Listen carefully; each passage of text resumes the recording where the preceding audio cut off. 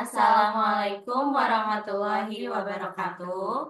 Perkenalkan, kami dari kelompok 5 akan mempresentasikan bab 12, 13, dan 14 yang beranggotakan pertama Layali Putri Cahyani, yang kedua Khairuni Sarifah Putri Prastianto, yang ketiga Amanda Hilda Rosalina, yang terakhir yaitu Aprido Fajar Wisnuwadi. Bab 12 akan dibacakan oleh Amanda Hilda. Yang pertama, bab 12 yaitu memahami posisi anggaran dalam akuntansi sektor publik. Yang pertama, situasi internasional atas penggunaan basis aktual. Banyak negara yang melakukan reformasi akuntansi pemerintah. Reformasi yang sering dipilih adalah penerapan bisnis aktual dalam akuntansi dan penganggaran. Reformasi ini dilakukan dengan tingkat kedalaman yang berbeda-beda, dan setiap negara menerapkan aktual dengan cara dan lingkup aplikasi yang tidak sama. Lalu berikut negara yang masih menggunakan basis kas atau campuran kas aktual untuk anggaran. Yang pertama ada Australia, Selandia Baru, dan Inggris. Sudah menerapkan aktual dalam anggaran mereka. Yang kedua ada Amerika Serikat, Denmark, Belanda, Islandia, dan Kanada yang masih memakai kas tapi mempertimbangkan perluasan aktual. Selanjutnya negara-negara lain sedang dalam proses menuju aktual. Yang pertama Korea Selatan dan Swiss sedang memperluas penggunaan aktual. Yang kedua ada Swedia sudah adopsi aktual dalam penganggaran sejak 2004. Lalu beberapa pemerintah daerah di Eropa juga mencoba sistem ini sebagai pilot project. Pengelolaan keuangan negara atau daerah.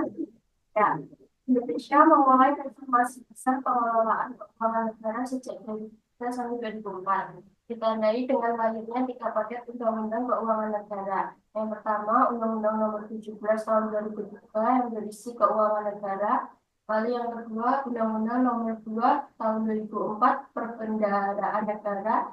Dan yang ketiga, Undang-Undang Nomor 15 Tahun 2004 yang berisi pemeriksaan, pengelolaan, dan tanggung jawab keuangan negara. Selanjutnya, ruang lingkup pengelolaan keuangan publik atau disebut juga Public Financial Management mencakup 4 bidang utama. Yang pertama ada akuntansi, lalu ada penganggaran, yang ketiga pengendalian atau pengadaan, dan yang terakhir audit atau pemeriksaan. Sistem pengelolaan keuangan publik bisa bermasalah jika tidak transparan, akuntabel, dan sesuai standar akuntansi publik. Materi selanjutnya, anggaran sektor publik. Anggaran sektor publik adalah proses mengalokasikan sumber daya yang terbatas untuk kebutuhan yang tidak terbatas. Anggaran berisi rencana pelayanan, estimasi biaya, dan perkiraan pendapatan, serta disusun dengan prinsip otorisasi legislatif, komprehensif, keutuhan, ekonomis, periodik, akurat, jelas, dan transparan. Anggaran juga dapat dikatakan sebagai sebuah rencana finansial yang menyatakan yang pertama rencana-rencana organisasi untuk melayani masyarakat atau aktivitas lain yang dapat mengembangkan kapasitas organisasi dalam pelayanan. Yang kedua, estimasi besarnya biaya yang harus dikeluarkan dalam merealisasikan rencana tersebut. Dan yang ketiga, perkiraan sumber-sumber mana saja yang akan menghasilkan pemasukan serta seberapa besar pemasukan tersebut. Selanjutnya ada prinsip-prinsip anggaran sektor publik. Yang pertama, otorisasi oleh legislatif. Yang kedua, komprehensif atau menyeluruh. Tiga, keutuhan, yang artinya semua penerimaan dan pengeluaran tercakup dalam satu dana umum. Yang keempat, non-discretionary apropriasi, yaitu jumlah yang disetujui legislatif harus termanfaatkan secara ekonomis. Lalu yang kelima, periodik, 6 akurat, 7 jelas, 8 transparan. Selanjutnya ada konsep anggaran sektor publik pemerintahan.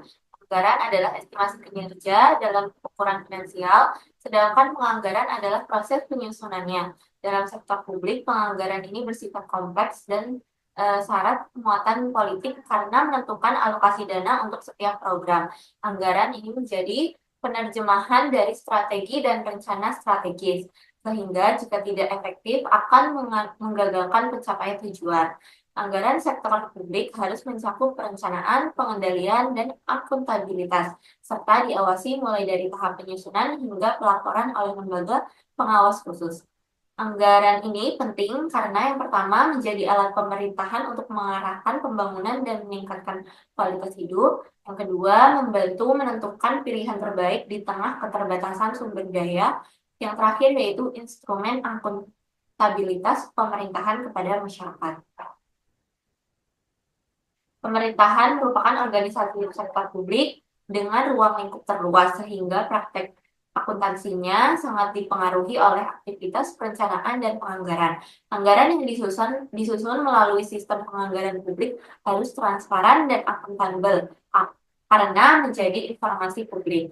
Akuntansi anggaran digunakan untuk mencatat dan membandingkan anggaran dengan realisasinya, guna mendukung perencanaan, pengendalian, dan akuntabilitas.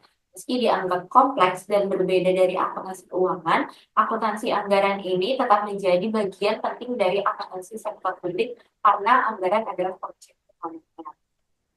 Selanjutnya yaitu bab 13, kerangka konseptual untuk akuntansi sektor publik, arti pentingnya guna pengembangan akuntansi sektor publik.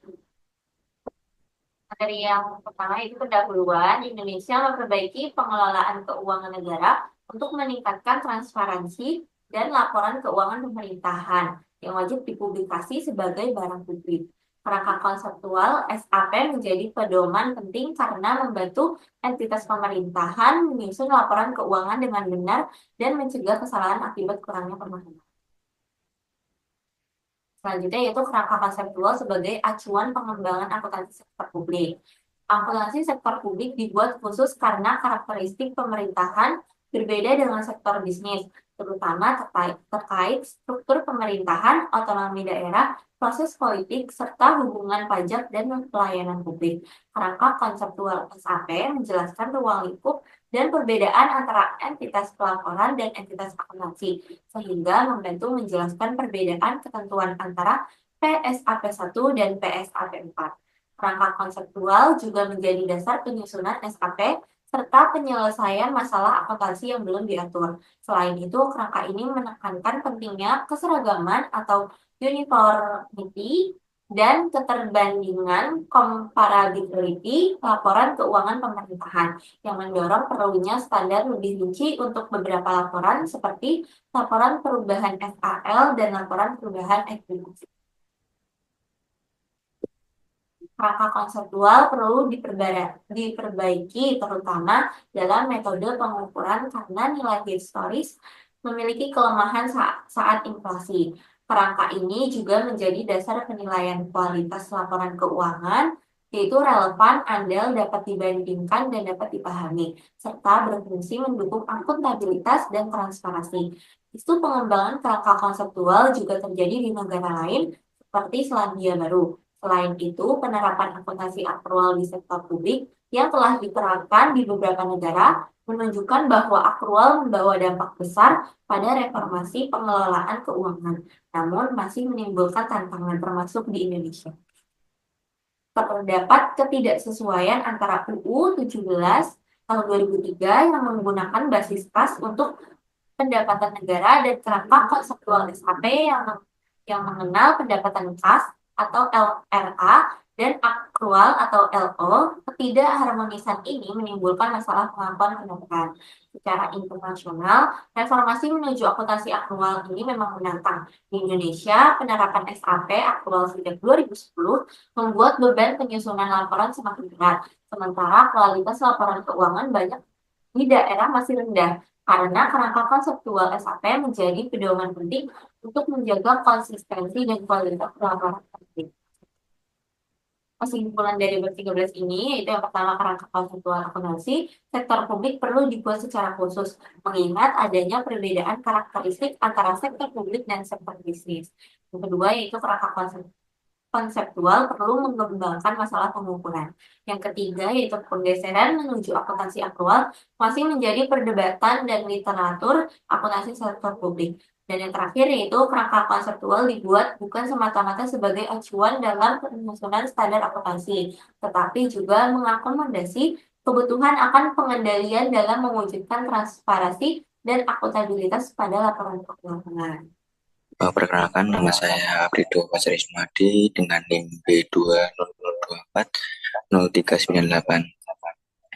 Saya di sini akan menjelaskan bab 14 tentang memahami basis kas versus basis aktual pada akuntansi anggaran. Yang pertama, ada perjalanan reformasi akuntansi keuangan pemerintah Indonesia. Tahapan pertama dimulai dari periode tahun 1974 sampai 1999 yang dikenal dengan masa akuntansi tradisional. Regulasi yang menjadi acuan pada periode ini yaitu UU Nomor 5 Tahun 1974 tentang pokok-pokok pemerintah di daerah. Tahapan kedua adalah periode antara tahun 2000 sampai 2005 yang merupakan tahap reformasi akuntansi tahap pertama pada era otonomi daerah.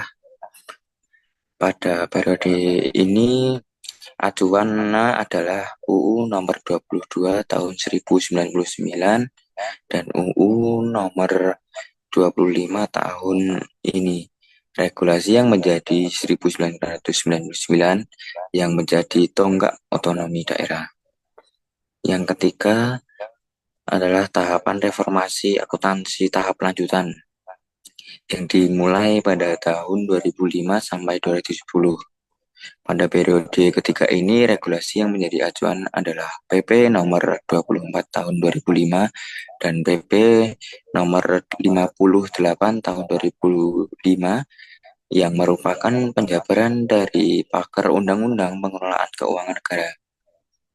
Namun di akhir tahun 2010, KSAP menerbitkan SAP berbasis akrual yang ditetapkan melalui PP nomor 71 2010 tentang SAP menggantikan PP nomor 24 2005.